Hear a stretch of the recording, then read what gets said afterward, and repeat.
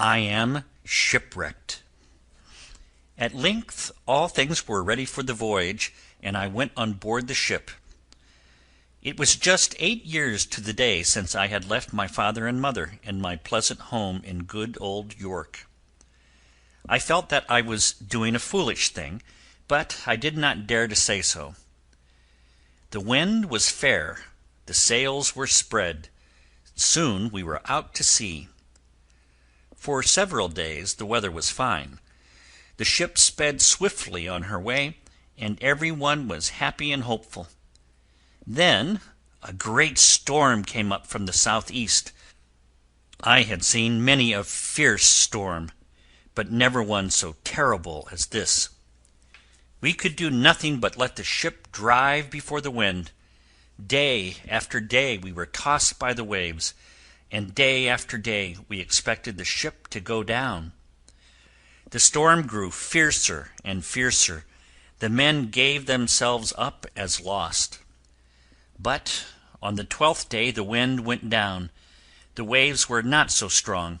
We began to hope for our lives. Early the next morning a sailor cried out, "Land! Land!" I ran out of the cabin to look, but at that very moment the ship struck upon a great bank of sand over which the fierce sea was rolling. She stopped short. She could not move. The great waves dashed over her deck. All of us would have been washed overboard if we had not hurried back to the cabin. "What shall we do?" cried the men. "We can do nothing," said the captain. "Our voyage is at an end, and there is no longer any hope for our lives. We can only wait for the ship to break in pieces."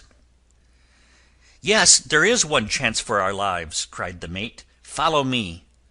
In the lull of the storm we rushed again to the deck. One of our boats was still there. We slung her over the ship's side. We jumped aboard of her. We cut her loose and floated away upon the wild sea. No boat could live in such a sea as that. But we saw land ahead of us, and perhaps some of us might be cast alive upon the beach. This was our only hope. The raging waves carried us nearer and nearer to the shore. We could see the breakers dashing upon the great rocks.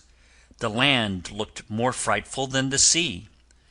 Then, all at once, a huge wave overset the boat.